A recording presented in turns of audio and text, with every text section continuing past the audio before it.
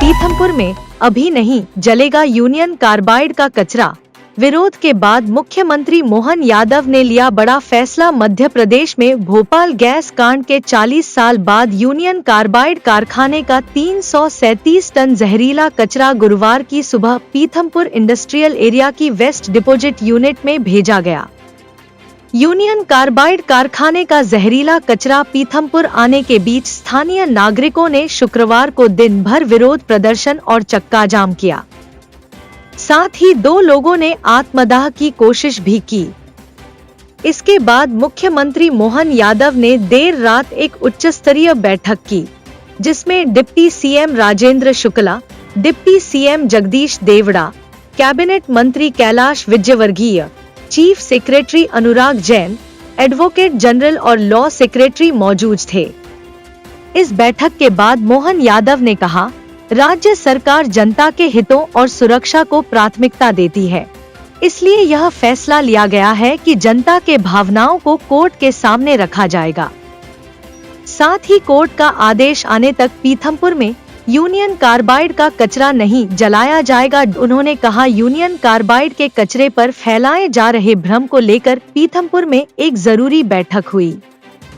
बैठक में मौजूद सभी सदस्य इस बात पर एकमत है कि हमारा फैसला कोर्ट के निर्देशों के अनुरूप है और हम यह सुनिश्चित करने के लिए भी प्रतिबद्ध हैं कि जनता को कोई नुकसान न हो। सरकार इस मुद्दे पर पूरी संवेदनशीलता से काम कर रही है।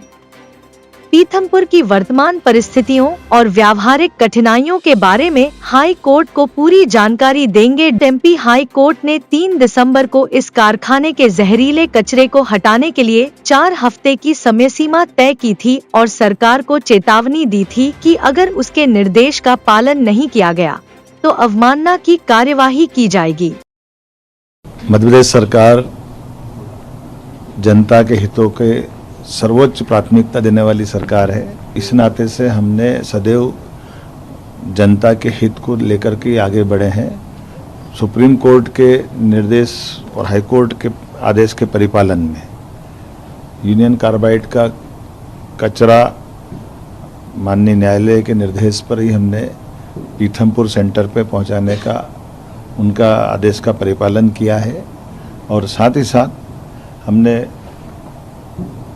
सुप्रीम कोर्ट और हाई कोर्ट की विभिन्न प्रकार के अलग अलग याचिकाओं के और अलग अलग प्रकार के दिए गए आदेश की सुरक्षा के मापदंडों का परिपालन करते हुए केवल परिवहन किया है।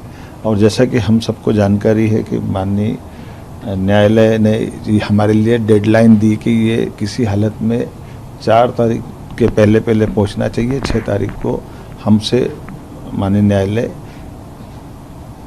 किए गए आदेश के परिपालन की रिपोर्ट चाह रही है और उसी परिप्रेक्ष्य में इस आदेश के पालन के साथ साथ जो मुझे ध्यान में लाया गया है कि पीथमपुर में ये जो निर्दिष्ट स्थान वो भी उन्हीं के द्वारा बताया गया था और परिवहन का पूरा आदेश भी हाई कोर्ट सुप्रीम कोर्ट के उस पालन में सरकार के द्वारा किया गया है।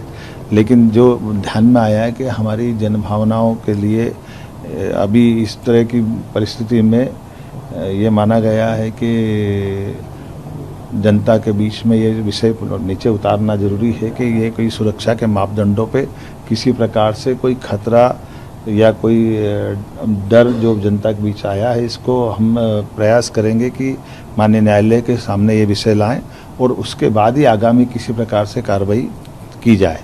माननीय न्यायालय जैसा आदेश देगा हम उसका पालन करने के लिए तत्पर रहेंगे, लेकिन तब तक हम इसमें आप कोई आगे नहीं बढ़ेंगे जब तक माननीय न्यायालय इस बारे में कोई निर्देश जारी नहीं करते। मेरा जनता से निवेदन है कि जनता के साथ सरकार पूरी दृढ़ता के साथ खड़ी है। जनता के किसी प्रकार का कोई अहित हो ये हम बिल्कुल बर्दाश्त नहीं करेंगे।